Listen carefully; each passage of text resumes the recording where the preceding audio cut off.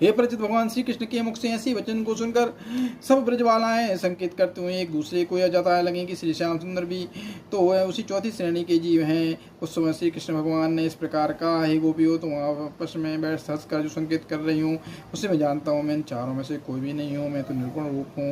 मैं किसी के साथ कुछ प्रीति नहीं रखता हूँ। यदि कोई व्यक्ति मुझसे किसी प्रकार की सच्ची मन से कामना करता है तो मैं उनका मनोरथ पूर्ण कर देता हूँ। बोलो कृष्ण भगवान की जय। मैं संसार के सभी जीवों का पालन पोषण करता हूँ, किसी से कुछ भी नहीं मांगता। जो व्यक्ति केवल मेरे ही चरणों में ध्यान लगाए रहते हैं उससे मैं अत्यंत स्नेह करता हूँ। तुम यह कहो कि हम तुम्हारे चरणों में मन वचन और कर्म से ध्यान लगाए रहते हैं, फिर हम छोड़कर क्यों चले गए? तो इसका उत्तर है कि मैं तुम्हें छोड़कर कहीं नहीं गया था। मैंने तुम्हारी परीक्षा ली थी। मैं इसी वन में ही था। प्रेम बढ़ाने के लिए ही तुम्हारे